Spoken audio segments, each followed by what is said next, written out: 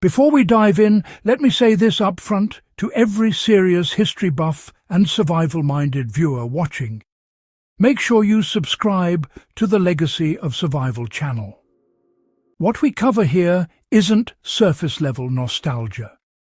It's the kind of knowledge that shows how our ancestors endured the most brutal conditions imaginable, and how those lessons still matter today.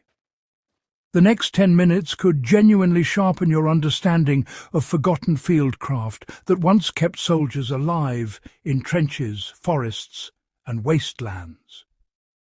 And today, we're going straight into 9 pieces of WWI survival gear, so clever, rugged, and resourceful that modern preparedness culture could stand to rediscover them.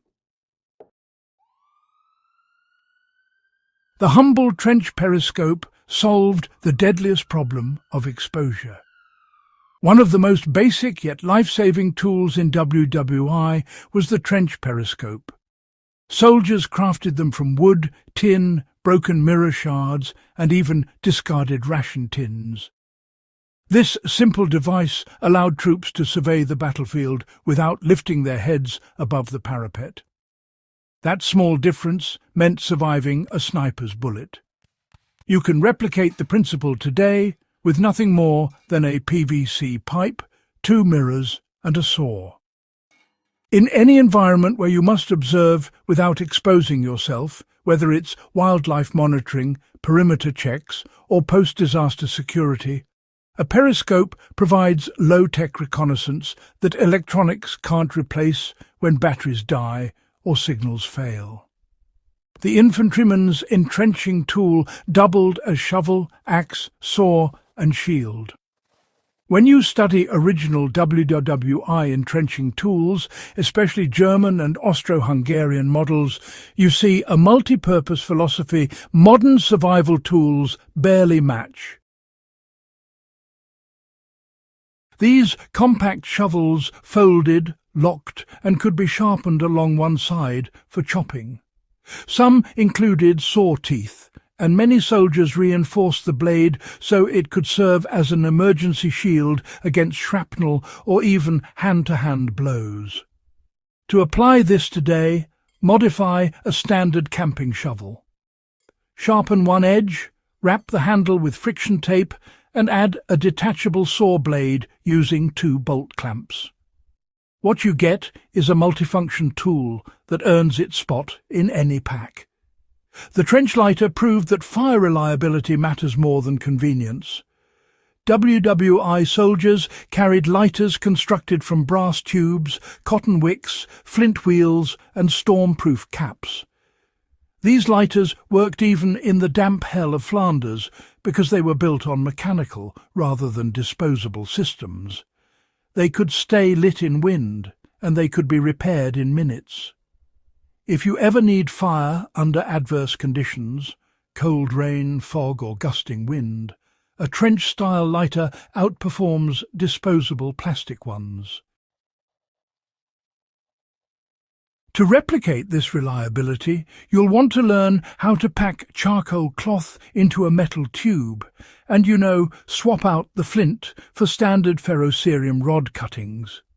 It's really a lesson in redundancy and dependability. The canvas gas hood, it taught the importance of chemical resistance through simplicity. Gas attacks changed warfare forever.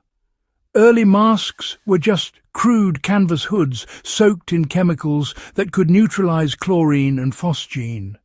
As rough as they were mass-produced quickly, and, honestly, they saved countless lives. The takeaway here isn't to try and build a gas mask at home, but rather to recognize that protective gear doesn't always need to be complicated to work well. For modern preparedness, this translates into understanding how fabric, charcoal, and proper filtration layering all work together.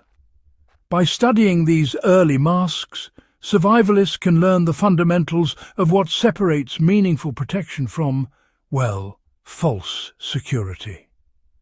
World War I troops used compact cookers fueled by solidified alcohol blocks or compressed wood chips.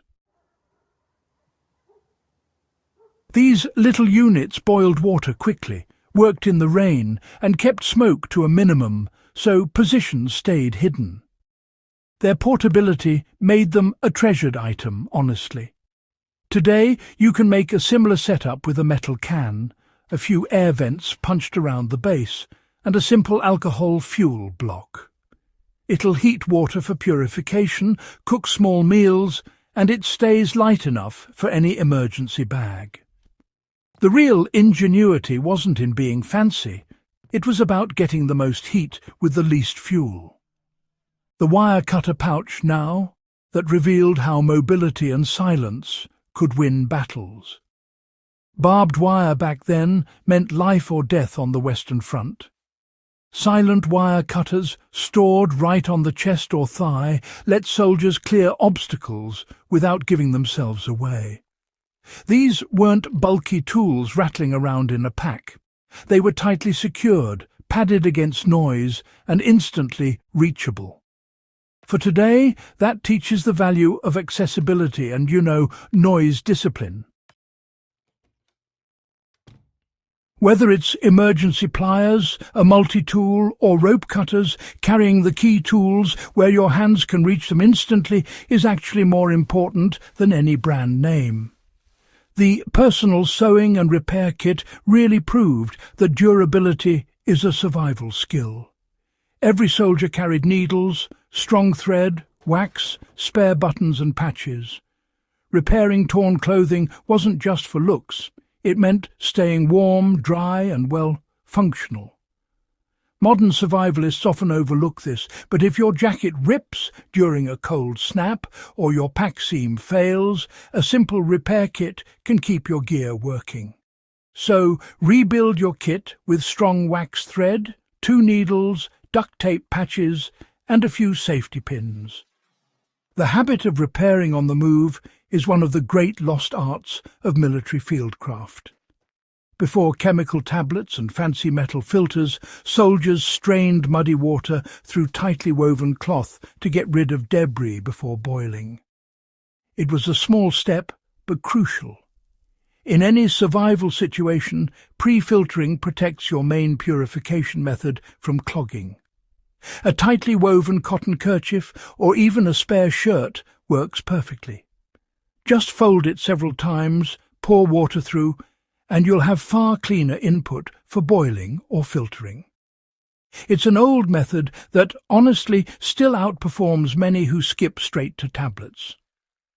Troops coated canvas sheets with boiled linseed oil and beeswax, making waterproof covers for sleeping, wrapping up equipment, and keeping trenches dry.